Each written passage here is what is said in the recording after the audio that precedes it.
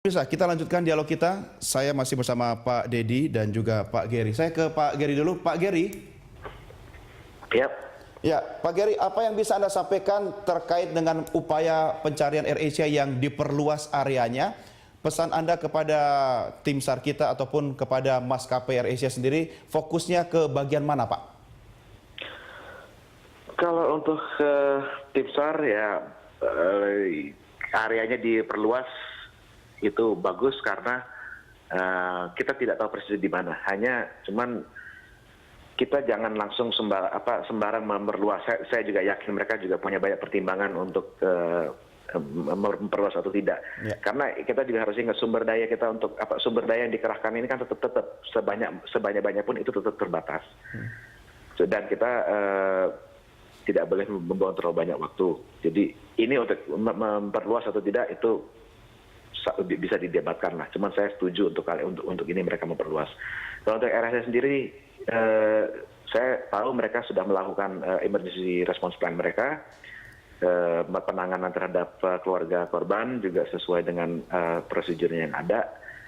Hanya saja mungkin ada beberapa bagian-bagian dari plan tersebut yang mungkin harus diperbaiki. Karena ini kan baru pertama kali terjadi musibah ke mereka, ya tentunya plan yang mereka sudah ada pun juga pasti ntar ada kekurangan-kekurangannya. Ya, baik. Pak Gary, sedikit perspektif yang berbeda. Menurut pengamatan Anda, apakah ada kaitannya perkembangan teknologi antara dua pabrikan pesawat besar ini, yaitu Airbus dan juga Boeing, terkait dengan penguasaan teknologi? Yang mereka lakukan ini sebenarnya banyak yang jadi gini, yang selama ini dilakukan oleh Airbus itu boleh dilakukan oleh Boeing, dan apa yang dilakukan oleh Boeing selama ini boleh dilakukan oleh Airbus. Jadi ada semacam convergence dari pengembangan teknologi yang ada, karena memang untuk memperbaiki sesuatu gitu, safety kan nggak punya brand gitu. Yeah. Jadi kalau misalnya pabrik A melihat yang di mereka ini lebih bagus, ya udah kita terapin juga gitu, dan sebaliknya. Oke, baik. Pak Gary, terima kasih sudah bersama kami. Ya, selamat pagi Pak Gary Sujatman, pengamat penerbangan, dan saya masih bersama Pak Dedi. Pak Dedi, waktu kita sebenarnya sangat singkat. Artinya begini, kita sangat berkejaran dengan waktu untuk melakukan upaya pencarian. Ini sudah memasuki hari yang ketiga. Tapi updating dari Citra Satelit itu kan tidak bisa sewaktu-waktu atau per detik ya Pak ya. Bagaimana ini bisa dilakukan semaksimal mungkin? Sebetulnya kita dapat support cukup banyak. Dari Airbus kita bisa meminta data untuk spot 6, spot 7, spot 5, terus Pleiad 1, Pleiad 2, Pleiad 1A, 1B, sama Terasa X yang radar. Juga kemarin saya sudah dapat komitmen dari Digital Globe dengan 4 atau 5 satelitnya yang ikut akan bantu. Cuma mereka masih minta di mana sih potensial crash site-nya, itu yang kita juga masih kesulitan. Tapi yang kita akan mengoptimalkan, misalkan kemarin ada isu bahwa di selatan Pangkalan Brandan, Pangkalan yang di Kalimantan Tengah itu, kita coba juga rekam daerah tersebut. Jadi ya kita coba membantu teman-teman di SAR untuk melihat dari satelit itu aja yang kita coba lakukan. Ya, Pak Dedi, ini kan satelit ini penting sekali ya, bukan hanya karena ketika ada bencana atau dalam kondisi keperluan tertentu. Betul.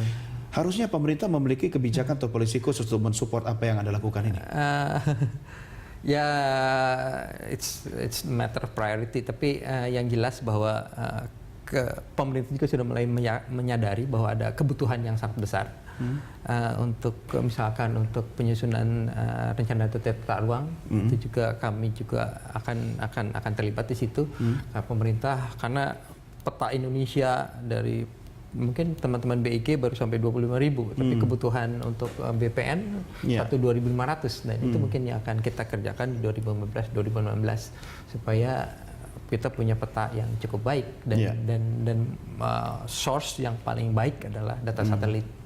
Dari berbagai resolusi. Ya, Pak Dede, saya harus mengakhiri diskusi kita, tapi jam berapa nanti tepatnya analisa atau hasil Citra Satelit Anda bisa dirilis?